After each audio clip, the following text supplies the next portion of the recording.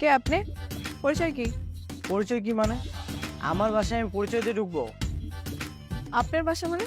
তার আগে তুমি বলো তুমি কে? আমি আমার পরিচয়টা বলে দিচ্ছি। আমি এ বাসার কাজের মেয়ে। দেখা বুঝেন না? ও আচ্ছা, কাজের মেয়ে? হ, কাজের মেয়ে। কান আপনার পরিচয় কি? আমি এই বাসার মালিক, এই বাসার একমাত্র ছেলে। মা কোথায়? ও, তার মানে আপনিই সেই ফাজিল পোলা যে সারাদিন কাম কাজ পড়ালেখা বাদ দিয়ে টো করে ঘুরে বেড়ায়। এই বে, তোমার তো সাহস কম না? তুমি আমাকে ফাজিল বললে? কইলাম, আপনার মাই তো কয় আমার পোলা এই দুনিয়ার শ্রেষ্ঠ ফাজিল। মা বলেছে তাই না? মার তো আর কোনো কাজ নেই, সারাদিন আমার পিছনে লেগে থাকে। মা কোথায়? এই, আস্তে আস্তে দাঁড়ান।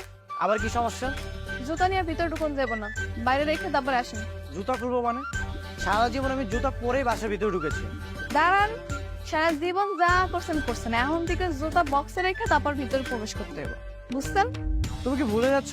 তুমি আমার বাসায় কাজ করো, আমি তোমার বাসায় না। কাজ করি, তাই কি হয়েছে? কাজ করতে আমার মেলা কষ্ট হয়। জুতা বাইরে রেখে তারপর ভিতরে আসেন। আমার মা যে তোমাকে কি রেখে রেখেছে। এই সরো তো। এই, মা, এই, আরে জুতোটা খুলে যান না। মা, মা। কিরে, কখন এলি? সেখানে কারোর সাথে দেখা হয়েছে? এসব কিছু বাদ দাও, তার আগে তুমি আমাকে বলো, এরকম একটা মেয়েকে কাজের জন্য কেন রেখেছো? কেন, কি হয়েছে? এই মেয়েকে কাজ থেকে বাদ দিয়ে দাও। হয়েছেটা কি সেটা বলবি তো? মানে কেন বের করতে হবে, কি হয়েছে? ওকে আমার পছন্দ হয়নি মা। ওকে পছন্দ করে তুই কি করবি? আমি কি তোর জন্য বিয়ের পাত্রী দেখেছি যে অপছন্দ হলে বাদ দিয়ে দিতে হবে? সবসময় যুক্তি দিও না তোমা, বাদ দিতে বলেছি, বাদ দিয়ে দাও। বাদ দিয়ে দিব? তাহলে বাসার কাজ কে করবে? হ্যাঁ, তুই করবি?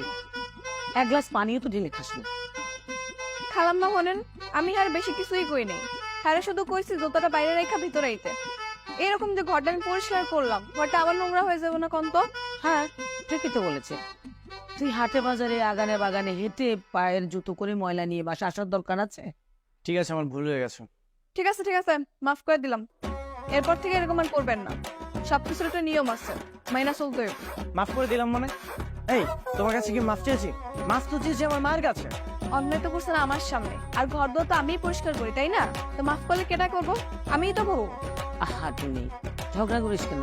যা কিচেনে যা, আমি জন্য খাবার রেডি কর। কি? আমি ওর হাতে রান্না খাবো? কখনোই না মা, আমার ক্ষুধা নেই, আমি খাবো না। আবির, এবার কিন্তু বাড়াবাড়ি হয়ে যাচ্ছে। যা নিজের রুমে গিয়ে ফ্রেশ হয়ে নে, যা।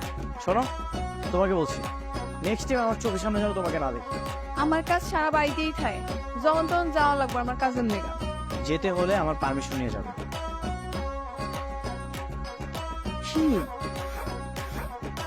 তুমি মন খারাপ করিস না তো, আমার ছেলেটা এরকম একটু চিড়চিড়ে। হ্যাঁ, তুই যা কাজে যা।